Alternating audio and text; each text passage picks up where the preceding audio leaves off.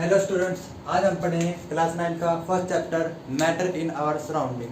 ठीक है, तो ये क्लास 9th क्लास का फर्स्ट लेक्चर है केमिस्ट्री का फर्स्ट चैप्टर का। तो यहाँ से हम आगे अब रेगुलर जो लेक्चर है वो देखने को मिलेंगे आपको, केमिस्ट्री, फिजिक्स और मैथ तीनों के। तो आइए हम बात करते हैं फर्स्ट चैप्टर की, मैटर इन आवर सराउंडिंग। तो सबसे पहले बात करते हैं मैटर। मैटर क्या होता है? मैटर, अगर केमिस्ट्री की लैंग्वेज में बात करें तो मैटर क्या होता है? Anything which occupy space and has mass is called matter. कोई भी ऑब्जेक्ट, एनीथिंग, कोई भी ऑब्जेक्ट जिसका खुद का मास हो, खुद का मास हो और उसकी कुछ ना कुछ वॉल्यूम हो, स्पेस ऑक्यूपाई करते हो। जैसे ये मार्कर एयर के अंदर इतना स्पेस ऑक्यूपाई कर रहा है, इतना खुद का स्पेस है, और कुछ ना कुछ इसका वजन भी होगा, वेट भी होगा। ठीक है, तो किसी भी ऑब्जेक्ट के पास अगर उसका खुद का वेट है और खुद की वॉल्यूम है तो उसको हम क्या बोलेंगे?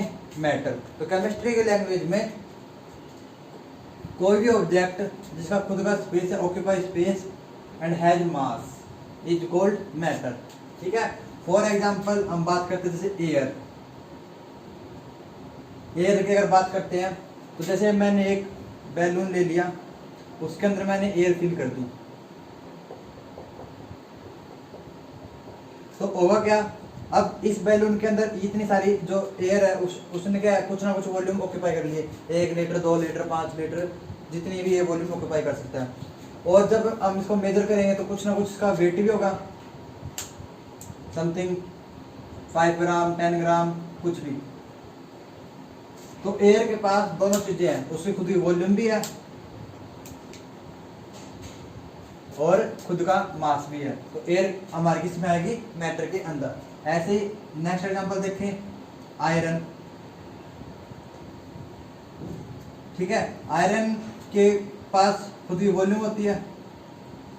जैसे कोई पीस लेते हैं हम, इतना, जैसे ये पीस ले लिया हमने आयरन का, तो आयरन क्या करेगा? इतने वॉल्यूम ऑक्यूपाई करेगा और कुछ ना कुछ इसका मास भी होगा।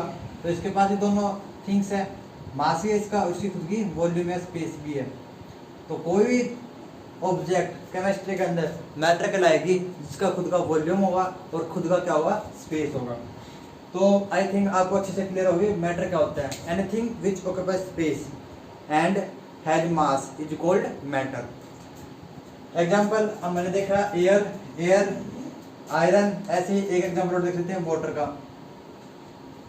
जैसे वाटर है, मैंने एक 5 लीटर का कंटेनर ले लिया, उसके अंदर वाटर फिल कर दिया, तो वाटर ने क्या किया? इतना स्पेस ऑक्यूपाई कर लिया कंटेनर के अंदर, तो ये इसकी क्या होगी? वॉल्यूम। और जब मैं इसको मेजर करूंगा, तो जैसे इसको मैं मेजर करूंगा तो इसका कुछ ना कुछ वेट भी होगा। ठीक है, तो इसका खुद का मास भी है। तो वाटर भी क्या कहलाएगा हमारे केमिस्ट्री लैंग्वेज में? क्या कहलाएगा? मैटर। ठीक है, तो ऐसे हमने देखा कि किस ऑब्जेक्ट को हम मैटर बोल सकते हैं।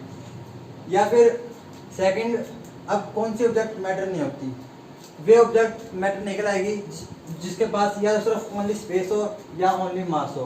अगर इन दोनों से एक भी चीज, एक भी जो रूल है वो अब्सेंट है, ठीक है, चाहे वो स्पेस अब्सेंट हो चाहे वो मास अब्सेंट हो, तो वो मैटर नहीं कहलाएगी। जैसे for example attraction. In chemistry जो अट्रैक्शंस है या जो जैसे टेस्ट, स्मेल, ये जो सब चीजें हैं ये मैटर के अंदर काउंट नहीं होती। क्यों? क्योंकि टेस्ट का कोई वॉल्यूम नहीं होती, ना ही कोई मास होता है। स्मेल की कोई वॉल्यूम नहीं होती, कोई मास नहीं होता। तो ये जो ऑब्जेक्ट्स हैं ये किसके अंदर? मैटर के अंदर नहीं काउंट होंगी, नॉट मैटर। ठीक है, तो ऐसे हम बता सकते हैं कि कोई ऑब्जेक्ट मैटर कब होगी और कौन सी ऑब्जेक्ट मैटर नहीं होगी। नेक्स्ट हम देखेंगे क्लासिफिकेशन ऑफ मैटर्स। पहले आप इसको नोट कर लीजिए, फिर हम नेक्स्ट देखते हैं क्लासिफिकेशन ऑफ मैटर्स। अब हम देखते हैं characteristic of particle of matter. Characteristic देखते हैं, जो मैटर होता है उसके अंदर क्या क्या कैरेक्टरिस्टिक हमें देखने को मिलती है। तो फर्स्ट कैरेक्टरिस्टिक्स है हमारी the particles of matter are very small, very small. कोई भी मैटर होता है उसके जो पार्टिकल्स होते हैं वो बहुत ज्यादा स्मॉल होते हैं, इतने स्मॉल कि हम उनको नेक्ड आई से देख भी नहीं सकते, with the help of microscope हम उनको देखते हैं। फॉर एग्जांपल, जैसे हम एग्जांपल की बात करें तो जैसे मैंने एक सॉल्यूशन ले लिया,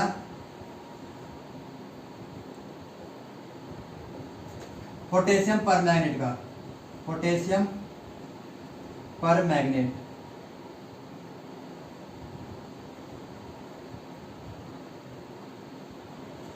ये होता है पर्पल कलर का। अब मैंने क्या किया, एक बीकर लिया, उसके अंदर मैं मान लो मैंने 100 ml सॉल्यूशन लिया, तो उसके अंदर मैंने क्या किया, इसका 10 ml इसके अंदर डाल दिया। ये कोई वाटर है मान लो, और वाटर के अंदर मैंने 10 ml ये सॉल्यूशन डाल दिया। तो जैसे मैं वाटर के अंदर ये सॉल्यूशन डालूंगा तो इसका कलर जो पर्पल कलर है वो इसके अंदर भी आ जाएगा और कुछ ना कुछ हमें दिखाई देगा। फिर मैंने क्या किया, एक और बीकर ले लिया, अब इसका 10 ml इसके अंदर डाल दिया सॉल्यूशन वाटर के अंदर, तो इसके अंदर कुछ ना कुछ कलर हमें देखने को मिलेगा। हाँ, इसके अंदर पूरा डार्क कलर होगा पर्पल का, इसके अंदर थोड़ा लाइट होगा, इसके अंदर थोड़ा और लाइट होगा, और जब इस वाटर के अंदर हम 10 ml यहाँ से डालेंगे तो उसका और लाइट होगा, लेकिन कुछ ना कुछ तो कलर होगा ही। तो इसका मतलब हम क्या कह सकते हैं कि जो पार्टिकल है वो एक सॉल्यूशन से दूसरे सॉल्यूशन में जाते जा रहे हैं, जी हम कितना ही कम अमाउंट क्यों ना ले, लेकिन जो पार्टिकल है वो एक सॉल्यूशन से दूसरे सॉल्यूशन में एक जा रहे हैं। तो इसका मतलब हम कह सकते हैं जो पार्टिकल है वो नेचर के अंदर बहुत ज़्यादा छोटे होते हैं। या फिर सेकेंड एग्जाम्पल देखते हैं हम, जैसे एयर, एयर के जो पार्टिकल होते हैं वो बहुत ज़्यादा ही छोटे होते हैं। या फिर एक वाटर ड्रॉप देखते हैं, तो वाटर ड्रॉप के अंदर भी करोड़ों पार्टिकल्स होते हैं। तो ऐसे हम बता सकते हैं कि जो कोई भी मैटर है वो क्या है, बहुत ही ज़्यादा छोटे छोटे पार्टिकल से मिलके बना हुआ है, इतने छोटे पार्टिकल कि हम उनको नेक्ड आई से देख भी नहीं सकते। फॉर एग्जांपल जैसे हमने ये देखा, इसके अंदर क्या है, सॉल्यूशन का जो कलर है वो लाइट जरूर होता जाएगा, लेकिन कलर कुछ ना कुछ आपने को देखने को मिलेगा ही मिलेगा।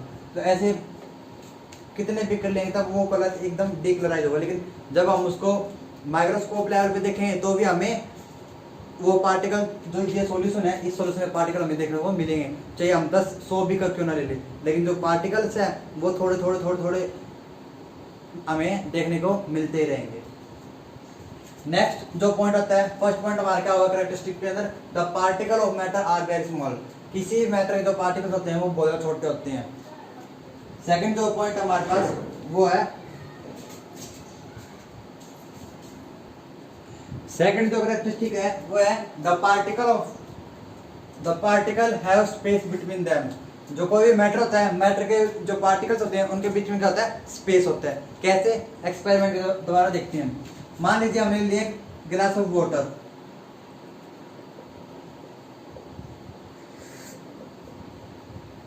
और इस वाटर के अंदर हमने क्या किया, 10 ग्राम शुगर ऐड कर दी। तो हम क्या देखते हैं कि जो शुगर है वो आफ्टर सम टाइम इसके अंदर डिजोल्व हो जाती है, मतलब पूरी तरह से घुल जाती है और हमें शुगर दिखाई नहीं देती। जैसे अब मैंने ये डाली शुगर, और जो लेवल होता है वाटर का, मान लो ये 10 सेंटीमीटर का है, तो जैसे शुगर डिजोल्व होगी उसके बाद ये लगभग 10 सेंटीमीटर का ही रहता है। Sugar dissolve after, sugar dissolve होने के बाद। तो हमने क्या देखा कि मैंने एक सब्सटेंस के अंदर, जैसे वाटर के अंदर क्या मिलाई, शुगर मिला दी, लेकिन फिर भी क्या है, जो उसकी अमाउंट है, जो हाइट है वाटर की, उसमें चेंज नहीं आया। चेंज ना आने का मतलब क्या है कि पानी के जो पार्टिकल्स थे उनके बीच में स्पेस था। ठीक है, अगर स्पेस नहीं होता तो जो शुगर है वो कभी भी पानी के अंदर डिजोल्व नहीं होती। या फिर सेकंड केस ये होता कि जो वाटर का जो लेवल है वो क्या होता है, इंक्रीज होता, लेकिन ऐसा हमें देखने को नहीं मिलता। जब हम कुछ 10 ग्राम के आसपास शुगर ले रहे हैं तो इस केस में हम क्या कर सकते हैं कि जो पार्टिकल्स हैं वाटर के, उनके बीच में क्या है, ऐसे स्पेस है, और उस स्पेस के अंदर जाके क्या हुआ कि जो शुगर के मॉलिक्यूल्स थे वो ऐसे जाके इनके अंदर फिट हो गए, जिस कारण क्या है, स्पेस होने का कारण ना तो वॉल्यूम इंक्रीज होगी ना तो जो वाटर है उसकी वॉल्यूम इंक्रीज हुई और जो शुगर पार्टिकल हो जाके उनके अंदर फिट भी हो गए। तो इसलिए इस एक्सपेरिमेंट से हम ये कह सकते हैं कि जो पार्टिकल्स होते हैं मैटर के, किसी भी मैटर के जो पार्टिकल्स होते हैं उनके बीच में क्या होता है, स्पेस होता है। हाँ, बस ये हो सकता है कि जो मैटर टू मैटर, जैसे मैटर चेंज होता है, सॉलिड लिक्विड गैस देखते हैं, तो उनके बीच में स्पेस है वो वेरी करता है, किसी के अंदर स्पेस कम होता है, किसी के अंदर ज्यादा होता है। हाँ, लेकिन स्पेस जरूर होता है। बस इतना कह सकते हैं कि किसी के अंदर बहुत ज्यादा कम होता है तो किसी के अंदर बहुत ज्यादा। जैसे सॉलिड पार्टिकल जो होते हैं उनके अंदर स्पेस बहुत, जैसे ये है मार्कर, इसके अंदर जो पार्टिकल्स हैं उनके बीच में स्पेस है लेकिन बहुत ज्यादा कम है। लेकिन जो गैस होती है, गैस पार्टिकल के बीच में स्पेस बहुत ज्यादा होता है। ठीक है, तो ऐसे इस एक्सपेरिमेंट से हमने देखा कि जो पार्टिकल्स होते हैं, पार्टिकल्स के बीच में होता है स्पेस। जैसे वाटर के पार्टिकल के बीच में स्पेस था, जिस कारण जो शुगर पार्टिकल है वो उसके अंदर जाके फिट हो गए और इन्होंने एक नया सॉल्यूशन बना लिया, शुगर सॉल्यूशन।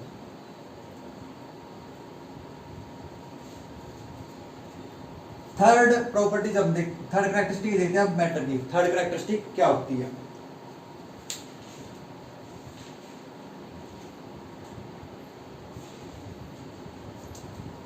थर्ड आप देखते हैं the particle of matter, the particles of matter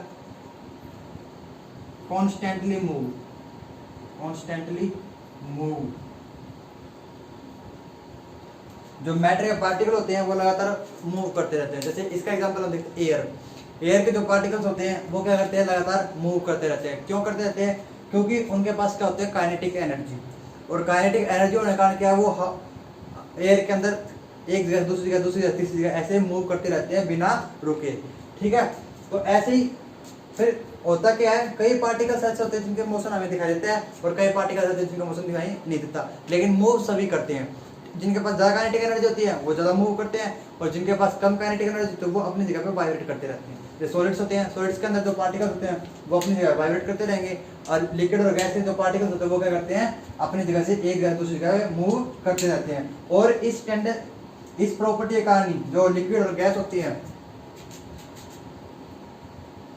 liquid और गैस इनके अंदर फ्लो करने की टेंडेंसी रहती है। फ्लो करने का मतलब आता है, जैसे लिक्विड क्या होता है, एक जगह से दूसरी जगह पे चला जाता है, ऐसे गैस क्या होती है, गैस एक जगह से दूसरी जगह, जैसे एयर है, एयर हमारी आज यहाँ थोड़ी देर यहाँ पे, थोड़ी देर बाद आगे चली जाएगी, ऐसे मूव करती रहती है। और पानी भी क्या होता है, जो भी लिक्विड होता है वो एक जगह से दूसरी जगह पे मूव करता है। तो उसका मेन कारण क्या होता है, यही इसी प्रॉपर्टी के कारण जो सॉलिड, लेकिन जो सॉलिड होते हैं वो मूव नहीं कर सकते, क्योंकि उनके अंदर पार्टिकल के अंदर मूव तो वही करते हैं पार्टिकल सॉलिड के, लेकिन उनके अंदर इतनी वेलोसिटी नहीं होती कि वो एक जगह दूसरी जगह जा सके।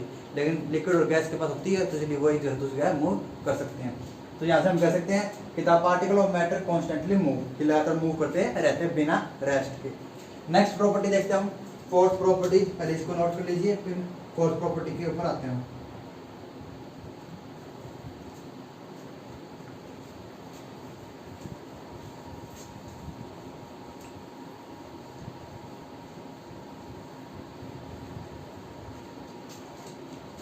फोर्थ प्रॉपर्टी बोलती है the particle of matter, the particles of matter attract each other, attract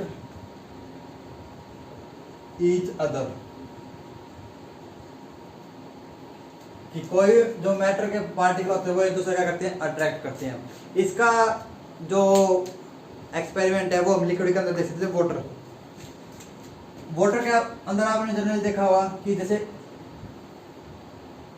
ये थोड़े से ऐसा है कुछ,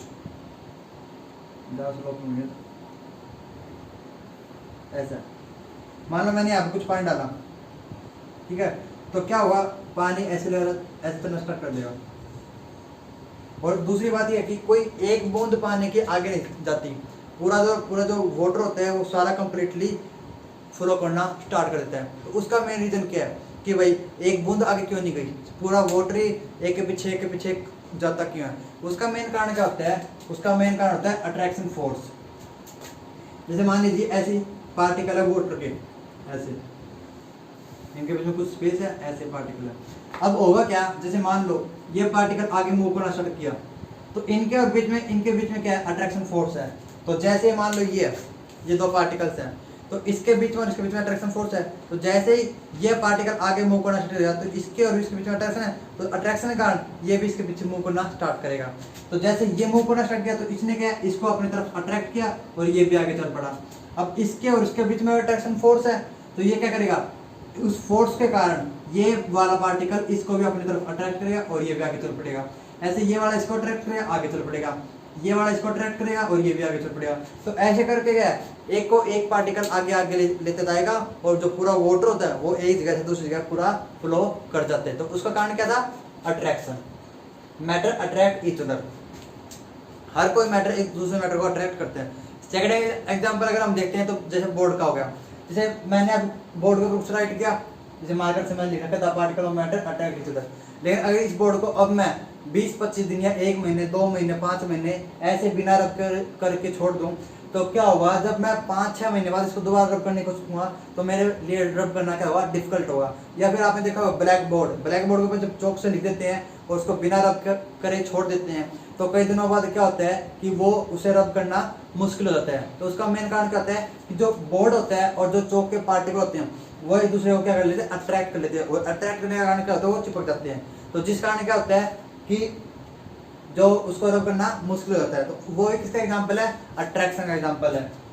ठीक है, ऐसे ही वाटर ये भी एक अट्रैक्शन का एग्जांपल है। तो ये इन सभी फिनोमेना को हम देख के ये बोल सकते हैं कि जो मैटर होते हैं वो एक दूसरे को क्या करते हैं, अट्रैक्ट करते हैं। जो पार्टिकल्स होते हैं वो एक दूसरे को अट्रैक्ट करते हैं। इसलिए हमने जो फोर्थ कैरेक्टरिस्टिक है वो बोली है, the particle of matter attract each other. तो यहाँ से हमने 4 कैरेक्टरिस्टिक देखी विद एक्सपेरिमेंट एग्जांपल्स कि कैसे कौन सी कैरेक्टरिस्टिक हमें डेली लाइफ में कहाँ देखने को मिलती है। तो आई होप आपको बहुत अच्छे से समझ में आ गया होगा। फिर भी अगर आपको कोई दिक्कत रहती है तो आप कमेंट में हमें पूछ सकते हैं। नेक्स्ट हम देखते हैं अब क्लासिफिकेशन ऑफ मैटर, कैसे हम मैटर को क्लासिफाई करेंगे, कौन कौन से तरीके से। जैसे 2 क्लासिफिकेशन देखने को मिलती है। फर्स्ट क्लासिफिकेशन होती है हमारी फिजिकल प्रॉपर्टीज के ऊपर और सेकंड क्लासिफिकेशन होती है हमारी केमिकल प्रॉपर्टीज के ऊपर। तो पहले आप इसको नोट कर लीजिए और फिर हम नेक्स्ट देखते हैं।